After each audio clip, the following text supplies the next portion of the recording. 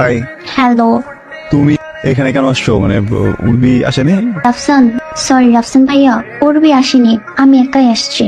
কেন, কোনো কাজ আছে এখানে? একটা কথা বলার ছিল, বলো। আপনার সাথে পিক তোলা আমার সুযোগ পাইনি, সেজন্য আপনি এখানে এসেছি। আচ্ছা, আপনার অসুবিধা হলে আমি চলে যাই। না না, কোনো সমস্যা নাই। মানে তুমি তো উর্বি ফ্রেন্ড, তাই না?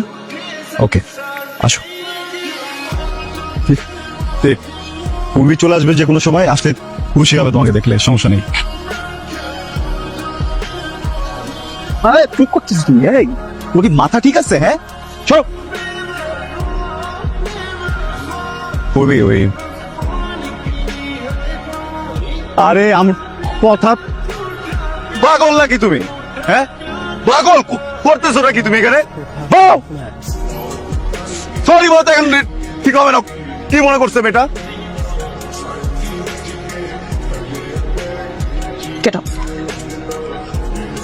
কবে থেকে চলতেছে সব? কি কবে থেকে চলতেছে? আমি না তো থাকা অবস্থা স্টুডিওতে আমার এই মেয়ে ফ্রেন্ডকে নিয়ে আস। আমি উঠতে দিতাম না তো। তোমার ফ্রেন্ড তোত লাগি না, তোত লাগি না, তোত লাগতা। তোমার না আমাকে ছাড়া ঘুম হয় না, খাওয়া হয় না, কিছু হয় না, গানে মনোযোগ দিতে পারো না, কিছু করতে পারো না। এখন কেমনে পারি? রাফসান কেমনে? উর্বি, কি উড়বি, কি উড়বি, কি কি আমি কি আমি কি কি বল বল। অবিশ্বাস, আমাকে অবিশ্বাস করতেছো? ঠিক আছে, আনছি একটা মেয়ে, ওর সাথে বাজে কাজই করছি আমি। খারাপ না আমি? তুমি বলছো না যে তোমার আমার ভিতরে প্রেম নাই? আজকে থেকে তোর আর আমার কোনো ধরনের যোগাযোগ নাই।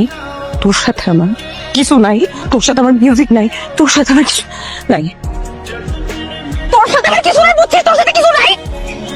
না থাকলে তো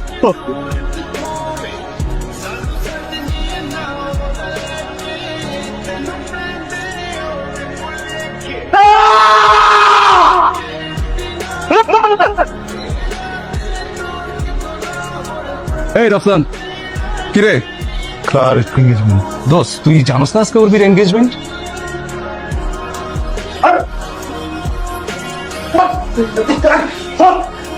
বসেন বসেন, উর্বির সাথে কথা বলবো।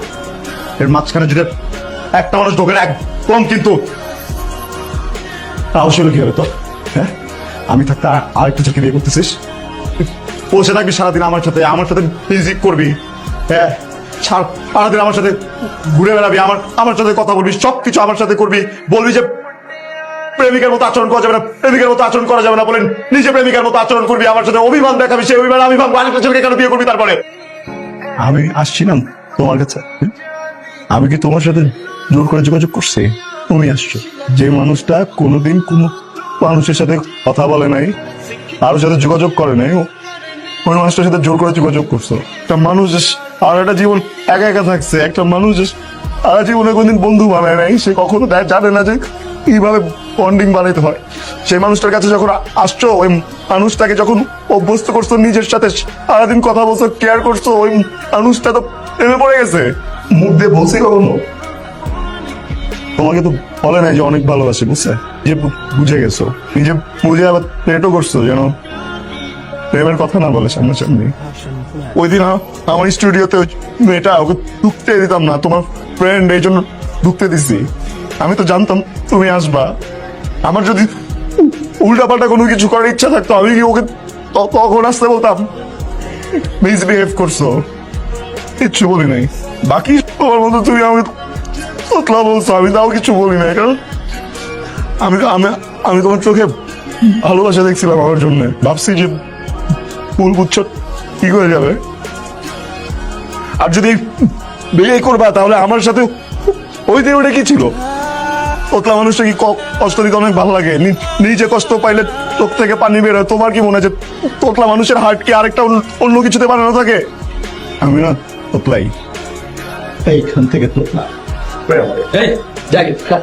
একদম